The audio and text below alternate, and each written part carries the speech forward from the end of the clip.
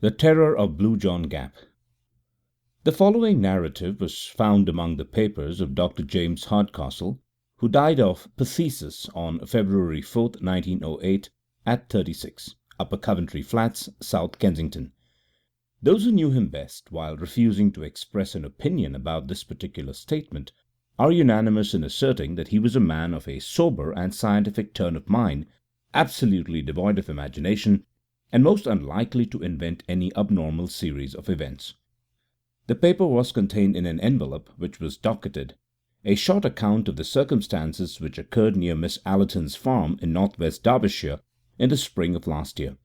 The envelope was sealed, and on the other side was written in pencil: "Dear Seaton, it may interest and perhaps pain you to know that the incredulity with which you met my story has prevented me from ever opening my mouth upon the subject again.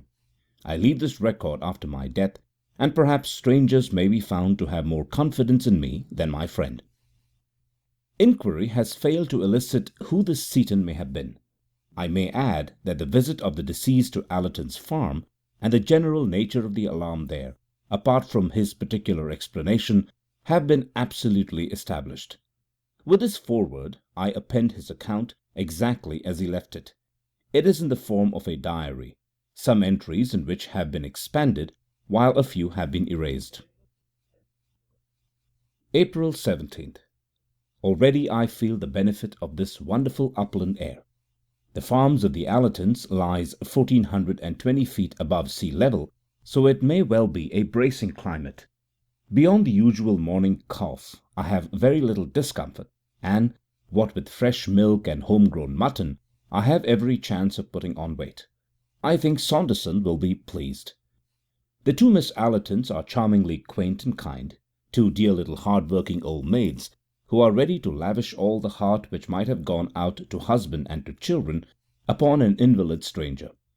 Truly, the old maid is a most useful person, one of the reserve forces of the community. They talk of the superfluous woman, but what would the poor superfluous man do without her kindly presence? By the way, in their simplicity, they very quickly let out the reason why Saunderson recommended their farm. The professor rose from the ranks himself, and I believe that in his youth he was not above scaring crows in these very fields. It is a most lonely spot, and the walks are picturesque in the extreme. The farm consists of grazing land lying at the bottom of an irregular valley. On each side are the fantastic limestone hills, formed of rock so soft that you can break it away with your hands. All this country is hollow. Could you strike it with some gigantic hammer, it would boom like a drum, or possibly cave in altogether and expose some huge subterranean sea. The great sea there must surely be, for on all sides the streams run into the mountain itself, never to reappear. There are gaps everywhere amid the rocks, and when you pass through them you find yourself in great caverns, which wind down into the bowels of the earth.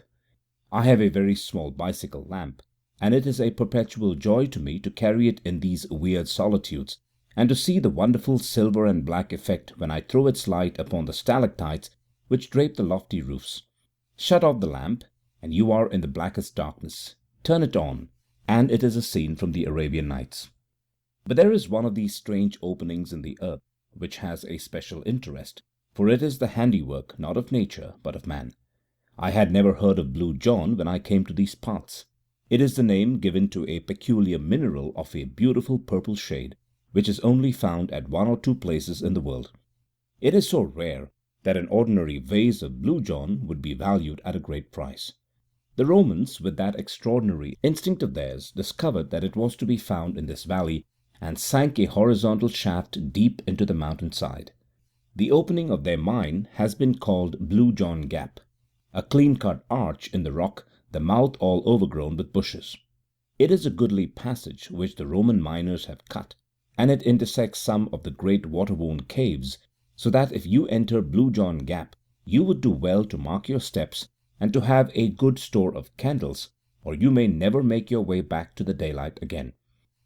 I have not yet gone deeply into it, but this very day I stood at the mouth of the arched tunnel, and peering down into the black recesses beyond, I vowed that, when my health returned, I would devote some holiday to exploring those mysterious depths, and finding out for myself how far the Roman had penetrated into the Derbyshire hills.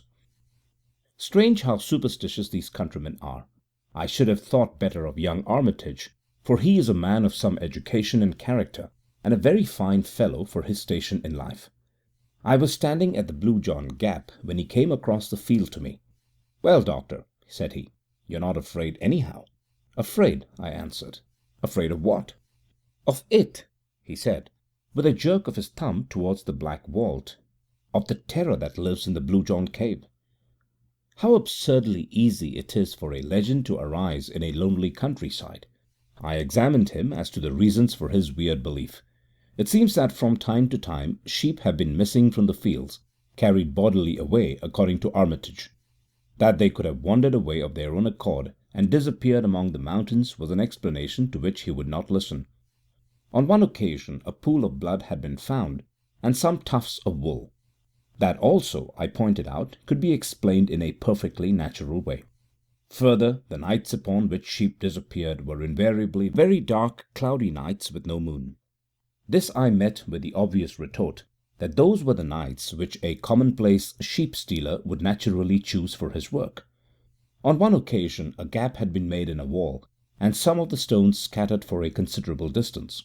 Human agency again, in my opinion. Finally, Armitage clinched all his arguments by telling me that he had actually heard the creature.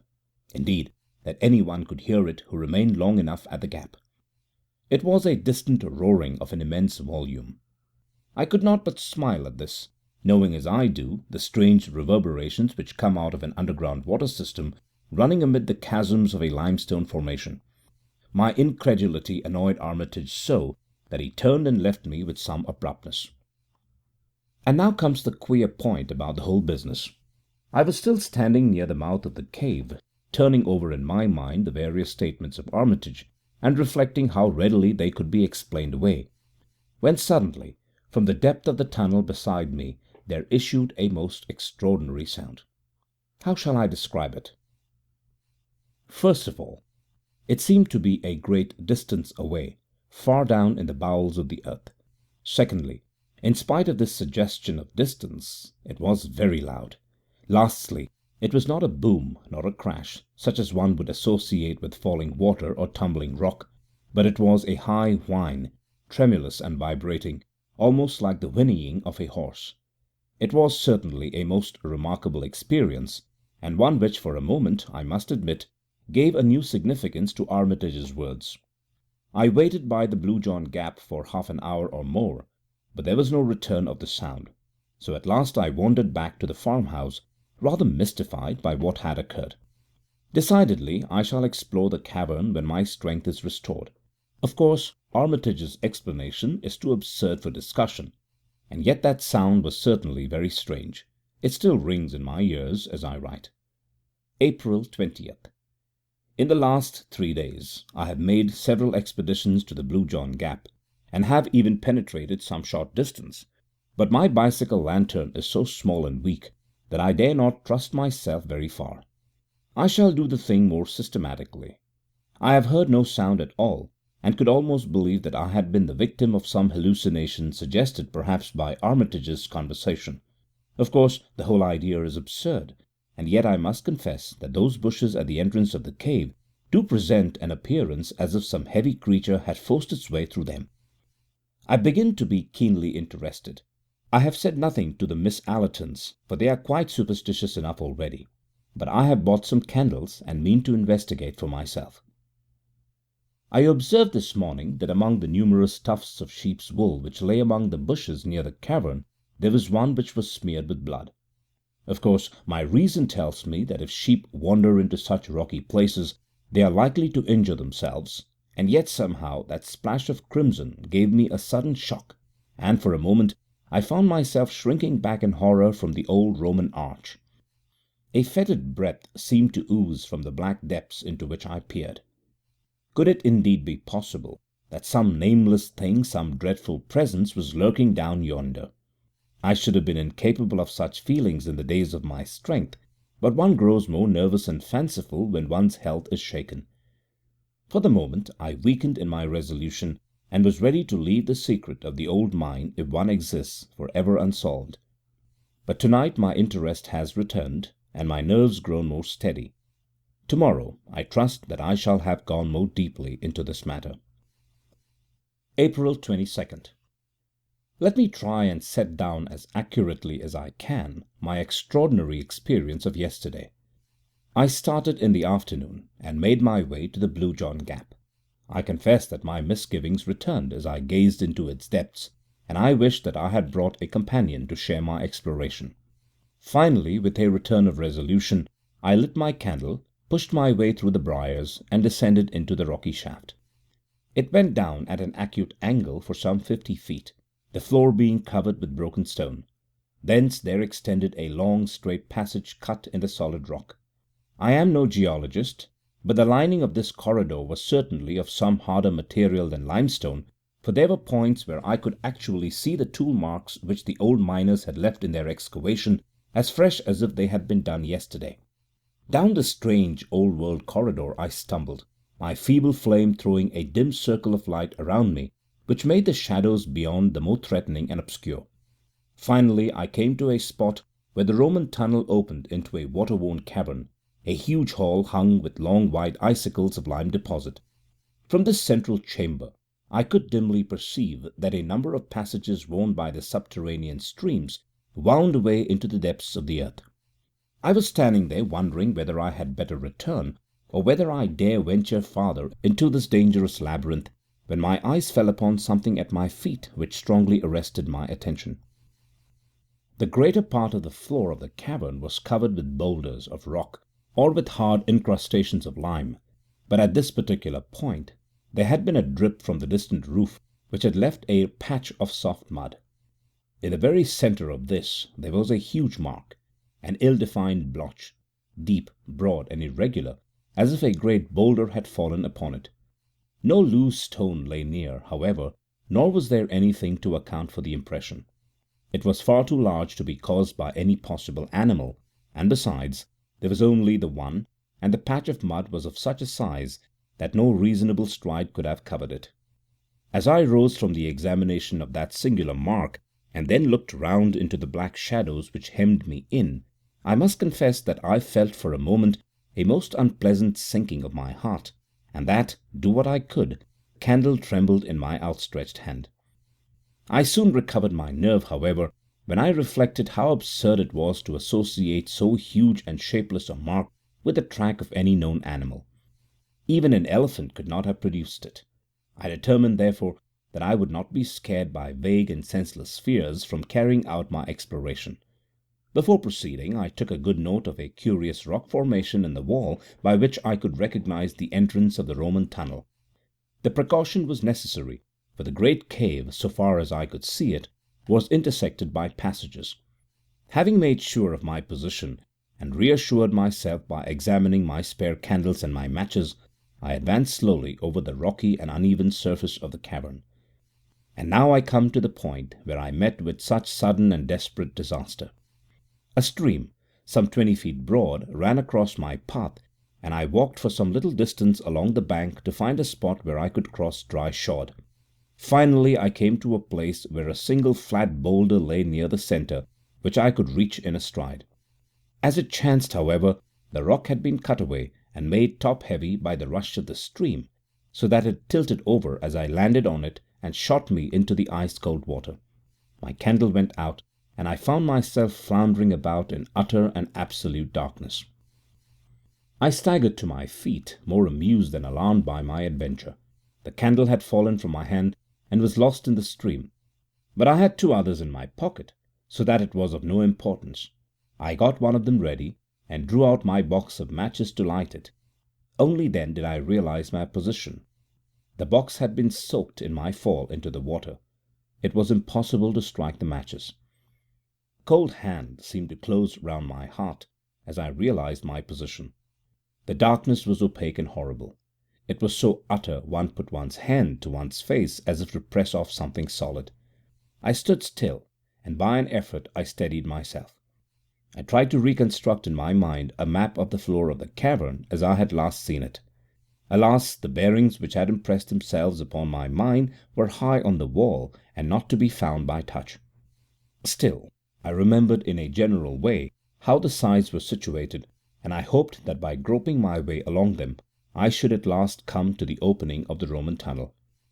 Moving very slowly, and continually striking against the rocks, I set out on this desperate quest. But I very soon realized how impossible it was. In that black, velvety darkness, one lost all one's bearings in an instant. Before I had made a dozen paces, I was utterly bewildered as to my whereabouts. The rippling of the stream, which was the one sound audible, showed me where it lay, but the moment that I left its bank I was utterly lost. The idea of finding my way back in absolute darkness through that limestone labyrinth was clearly an impossible one. I sat down upon a boulder and reflected upon my unfortunate plight. I had not told anyone that I proposed to come to the Blue John mine, and it was unlikely that a search party would come after me. Therefore I must trust to my own resources to get clear of the danger. There was only one hope, and that was that the matches might dry. When I fell into the river, only half of me had got thoroughly wet. My left shoulder had remained above the water.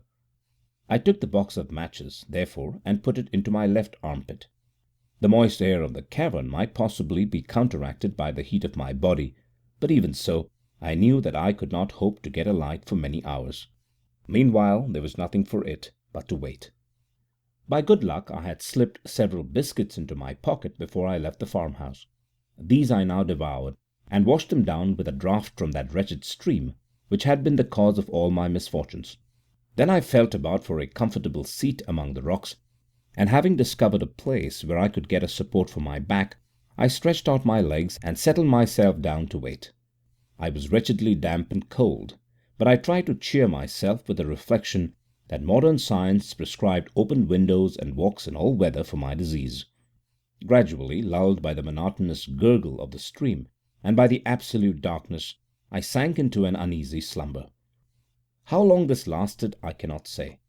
It may have been for an hour, it may have been for several. Suddenly I sat up on my rock couch with every nerve thrilling and every sense acutely on the alert. Beyond all doubt I had heard a sound, some sound, very distinct from the gurgling of the waters. It had passed, but the reverberation of it still lingered in my ear. Was it a search party? They would most certainly have shouted, and vague as the sound was which had wakened me, it was very distinct from the human voice. I sat palpitating and hardly daring to breathe. There it was again. And again. Now it had become continuous. It was a tread. Yes, surely it was the tread of some living creature. But what a tread it was! It gave one the impression of enormous weight carried upon sponge-like feet, which gave forth a muffled but ear-filling sound. The darkness was as complete as ever, but the tread was regular and decisive, and it was coming, beyond all question, in my direction. My skin grew cold, and my hair stood on end as I listened to that steady and ponderous footfall. There was some creature there, and surely, by the speed of its advance, it was one which could see in the dark. I crouched low on my rock, and tried to blend myself into it. The steps grew nearer still, then stopped, and presently I was aware of a loud lapping and gurgling. The creature was drinking at the stream. Then again there was silence, broken by a succession of long sniffs and snorts of tremendous volume and energy. Had it caught the scent of me? My own nostrils were filled with a low fetid odour, mephitic and abominable. Then I heard the steps again. They were on my side of the stream now. The stones rattled within a few yards of where I lay. Hardly daring to breathe, I crouched upon the rock. Then the steps drew away. I heard the splash as it returned across the river, and the sound died away into the distance in the direction from which it had come. For a long time I lay upon the rock, too much horrified to move. I thought of the sound which I had heard coming from the depths of the cave, of Armitage's fears, of the strange impression in the mud, and now came this final and absolute proof that there was indeed some inconceivable monster, something utterly unearthly and dreadful, which lurked in the hollow of the mountain. Of its nature or form I could frame no conception, save that it was both light-footed and gigantic. The combat between my reason, which told me that such things could not be, and my senses, which told me that they were, raged within me as I lay. Finally, I was almost ready to persuade myself that this experience had been part of some evil dream, and that my abnormal condition might have conjured up an hallucination. But there remained one final experience which removed the last possibility of doubt from my mind. I had taken my matches from my armpit and felt them. They seemed perfectly hard and dry. Stooping down into a crevice of the rocks, I tried one of them. To my delight, it took fire at once. I lit the candle, and with a terrified backward glance into the obscure depths of the cavern, I hurried in the direction of the Roman passage. As I did so, I passed the patch of mud on which I had seen the huge imprint. Now I stood astonished before it, for there were three similar imprints upon its surface, enormous in size, irregular in outline, of a depth which indicated the ponderous weight which had left them. Then a great terror surged over me. Stooping and shading my candle with my hand, I ran in a frenzy of fear to the rocky archway, hastened up it, and never stopped until, with weary feet and panting lungs, I rushed up the final slope of stones, broke through the tangle of briars, and flung myself exhausted upon the soft grass under the peaceful light of the stars. It was 3 in the morning when I reached the farmhouse, and today I am all unstrung and quivering after my terrific adventure. As yet I have told no one. I must move warily in the matter. What would the poor lonely women or the uneducated yokels here think of it if I were to tell them my experience? Let me go to someone who can understand and advise. April 25th. I was laid up in bed for 2 days after my incredible adventure in the cavern. I use the adjective with a very definite meaning, for I have had an experience since which has shocked me almost as much as the other. I have said that I was looking round for someone who could advise me. There is a Dr. Mark Johnson who practices some few miles away, to whom I had a note of recommendation from Professor Saunderson. To him I drove, when I was strong enough to get about, and I recounted to him my whole strange experience. He listened intently, and then carefully examined me, paying special attention to my reflexes and to the pupils of my eyes. When he had finished, he refused to discuss my adventure, saying that it was entirely beyond him, but he gave me the card of a Mr. Picton at Castleton, with the advice that I should instantly go to him and tell him the story exactly as I had done to himself. He was, according to my adviser, the very man who was preeminently suited to help me. I went on to the station, therefore, and made my way to the little town, which is some 10 miles away. Mr. Picton appeared to be a man of importance, as his brass plate was displayed upon the door of a considerable building on the outskirts of the town. I was about to ring his bell when some misgiving came into my mind, and crossing to a neighbouring shop, I asked the man behind the counter if he could tell me anything of Mr. Picton. "Why," said he is the best mad doctor in Derbyshire, and yonder is his asylum." You can imagine that it was not long before I had shaken the dust of Castleton from my feet and returned to the farm, cursing all unimaginative pedants who cannot conceive that there may be things in creation which have never yet chanced to come across their mole's vision. After all, now that I am cooler, I can afford to admit that I have been no more sympathetic to Armitage than Dr. Johnson has been to me. April 27th. When I was a student, I had the reputation of being a man of courage and enterprise. I remember that when there was a ghost hunt at Coldbridge, it was I who sat up in the haunted house. Is it advancing years? After all, I am only 35. Or is it this physical malady which has caused degeneration? Certainly my heart quails when I think of that horrible cavern in the hill, and the certainty that it has some monstrous occupant. What shall I do? There is not an hour in the day that I do not debate the question. If I say nothing, then the mystery remains unsolved. If I do say anything, then I have the alternative of mad alarm over the whole countryside, or of absolute incredulity, which may end in consigning me to an asylum. On the whole, I think that my best course is to wait, and to prepare for some expedition which shall be more deliberate and better thought out than the last. As a first step, I have been to Castleton and obtained a few essentials, A large acetylene lantern for one thing, and a good double-barreled sporting rifle for another. The latter I have hired, but I have bought a dozen heavy game cartridges which would bring down a rhinoceros. Now I am ready for my troglodyte friend. Give me better health and a little spate of energy, and I shall try conclusions with him yet. But who and what is he? Ah, there is the question which stands between me and my sleep. How many theories do I form, only to discard each in turn? It is all so utterly unthinkable. And yet the cry, the footmark, the tread in the cavern, no reasoning can get past these. I think of the old world legends of dragons and of other monsters. Were they perhaps not such fairy tales as we have thought? Can it be that there is some fact which underlies them, and am I, of all mortals, the one who is chosen to expose it? May 3rd. For several days I have been laid up by the vagaries of an English spring, and during those days there have been developments, the true and sinister meaning of which no one can appreciate save myself. I may say that we have had cloudy and moonless nights of late, which, according to my information, were the seasons upon which sheep disappeared. Well, sheep have disappeared. 2 of Miss Allerton's, 1 of old Pearson's of the catwalk, and 1 of Mrs. Moulton's. 4 in all during 3 nights. No trace is left of them at all, and the countryside is buzzing with rumours of gypsies and of sheep-stealers. But there is something more serious than that.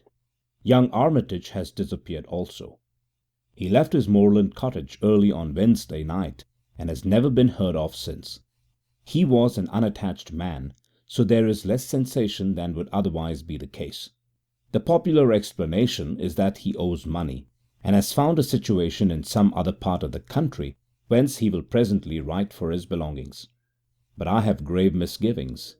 It is not much more likely that the recent tragedy of the sheep has caused him to take some steps which may have ended in his own destruction. He may, for example, have lain in wait for the creature and been carried off by it to the recesses of the mountains. What an inconceivable fate for a civilized Englishman of the 20th century! And yet I feel that it is possible and even probable. But in that case, how far am I answerable both for his death and for any other mishap which may occur? Surely, with the knowledge I already possess, it must be my duty to see that something is done, or, if necessary, to do it myself. It must be the latter, for this morning I went down to the local police station and told my story. The inspector entered it all in a large book, and bowed me out with commendable gravity, but I heard a burst of laughter before I had got down his garden path. No doubt he was recounting my adventure to his family. June 10th. I am writing this, propped up in bed, 6 weeks after my last entry in this journal. I have gone through a terrible shock both to mind and body, arising from such an experience as has seldom befallen a human being before. But I have attained my end. The danger from the terror which dwells in the Blue John Gap has passed never to return. Thus much at least I, a broken invalid, have done for the common good. Let me recount what occurred as clearly as I may. The night of Friday, May 3rd, was dark and cloudy, the very night for the monster to walk. About 11 o'clock I went from the farmhouse with my lantern and my rifle, having first left a note upon the table of my bedroom in which I said that, if I were missing, search should be made for me in the direction of the gap. I made my way to the mouth of the Roman shaft, and, having perched myself among the rocks close to the opening, I shut off my lantern and waited patiently with my loaded rifle ready to my hand. It was a melancholy vigil. All down the winding valley I could see the scattered lights of the farmhouses, and the church clock of Chapel le Doyle, tolling the hours, came faintly to my ears. These tokens of my fellow men served only to make my own position seem the more lonely, and to call for a greater effort to overcome the terror which tempted me continually to get back to the farm and abandon for ever this dangerous quest. And yet there lies deep in every man a rooted self-respect which makes it hard for him to turn back from that which he has once undertaken. The feeling of personal pride was my salvation now, and it was that alone which held me fast when every instinct of my nature was dragging me away. I am glad now that I had the strength, In spite of all that it has cost me, my manhood is at least above reproach. 12 o'clock struck in the distant church, then one, then two. It was the darkest hour of the night.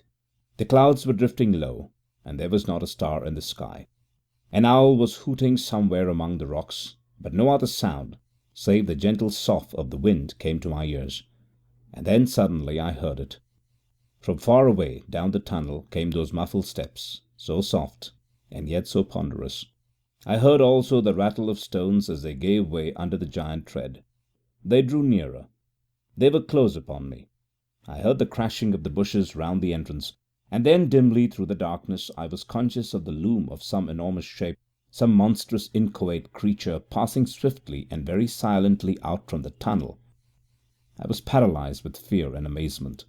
Long as I had waited, now that it had actually come, I was unprepared for the shock. I lay motionless and breathless, whilst the great dark mass whisked by me and was swallowed up in the night. But now I nerved myself for its return. No sound came from the sleeping countryside to tell of the horror which was loose.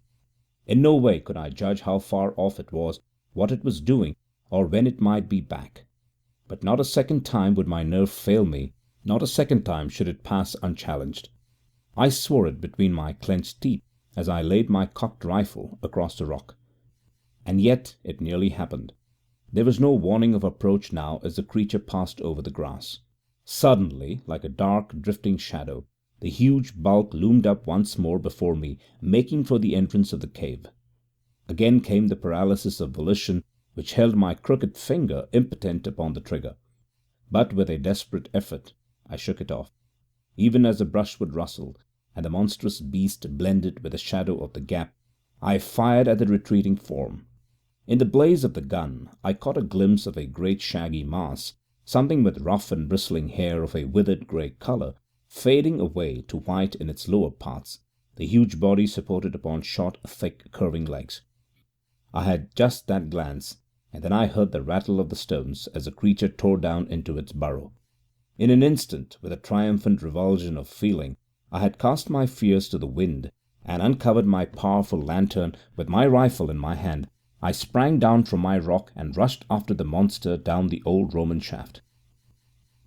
My splendid lamp cast a brilliant flood of vivid light in front of me, very different from the yellow glimmer which had aided me down the same passage only 12 days before. As I ran, I saw the great beast lurching along before me, its huge bulk filling up the whole space from wall to wall. Its hair looked like coarse faded oakum, and hung down in long dense masses which swayed as it moved. It was like an enormous unclipped sheep in its fleece, but in size it was far larger than the largest elephant, and its breadth seemed to be nearly as great as its height. It fills me with amazement now to think that I should have dared to follow such a horror into the bowels of the earth, but when one's blood is up, and when one's quarry seems to be flying, the old primeval hunting spirit awakes, and prudence is cast to the wind. Rifle in hand, I ran at the top of my speed upon the trail of the monster. I had seen that the creature was swift. Now I was to find out, to my cost, that it was also very cunning. I had imagined that it was in panic flight, and that I had only to pursue it. The idea that it might turn upon me never entered my excited brain. I have already explained that the passage down which I was racing opened into a great central cave. Into this I rushed, fearful lest I should lose all trace of the beast. But he had turned upon his own traces, and in a moment we were face to face.